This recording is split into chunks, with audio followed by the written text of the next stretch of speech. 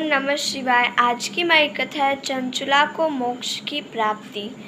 देखिए, चंचुला जो थी वो एक ब्राह्मण की कथा को सुनी और उससे वो ब्राह्मण के पास आई।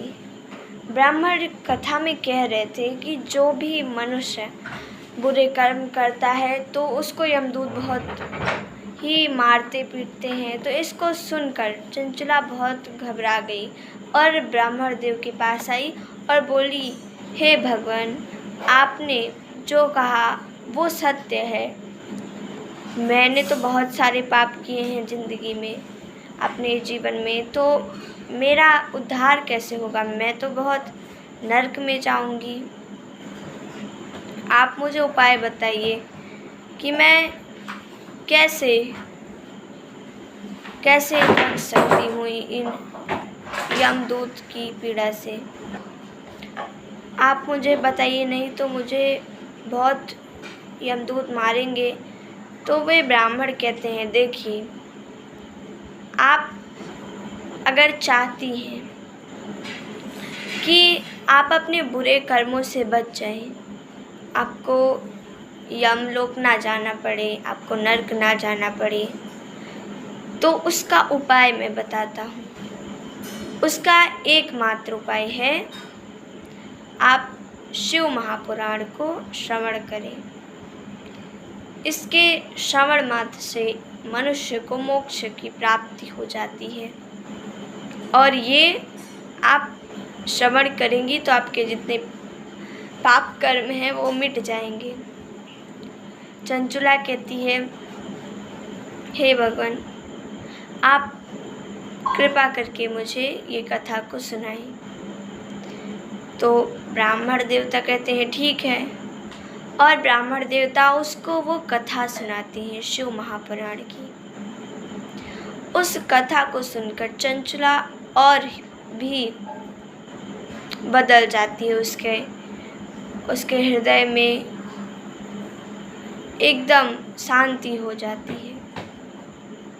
वो अब कोई भी बुरे कर्म नहीं करती और भगवान शिव की भक्ति में लगी रहती थी। वे सुबह शाम सुबह उठती और अपना भगवान शिव की भक्ति करने लगती। इस प्रकार से वो कई दिनों तक करती रही। वो सोचती थी कि भगवान शिव प्रसन्न हो जाएंगे, इसलिए वो अब और विकराल रूप बनाकर भस्म इत्यादि लपेटकर भगवान शिव की भक्ति करती। बहुत दिनों तक उसने भक्ति की और इस प्रकार एक दिन उसको मृत्यु प्राप्त हो गई। जो आराम से वो मृत्यु को प्राप्त हो गई। जब उसकी मृत्यु हुई तो उसको लेने यमदूत नहीं, भगवान शिव के दूत आए। भगवान शिव के गढ़ उसे लेने आए एक विमान पर। वो वहाँ पर बैठी और वे विमान पर बैठकर इतना जोर से जा रहे थे, इतना तेज़ी से जा रहे थे कि कुछ ही पलों में वे भगवान शिव के पास पहुंच गए।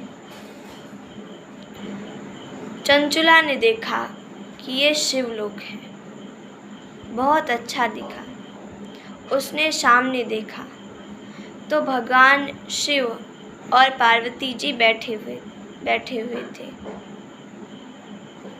और सारे देवता उन्हें घेरे हुए थे। सारे देवता से भगवान शिव बातचीत कर रहे थे। दूतों ने चंचुला को भगवान शिव के समक्ष प्रस्तुत किया। भगवान शिव ने देखा कि ये किस प्रकार से तर कर आ गई है। पार्वती जी ने उसको देखा तो वे सोची, मैं इसको अपनी सखी बना लेती हूँ, क्योंकि पार्वती जी की कोई सखी नहीं थी। तो पार्वती जी ने चंचुला को अपनी सखी बना लिया और इस प्रकार चंचुला शिवलोक में रहने लगी और उसको मोक्ष प्राप्त हो गया। आज की कथा हमारी यही समाप्त होती है। ओम नमः शिवाय।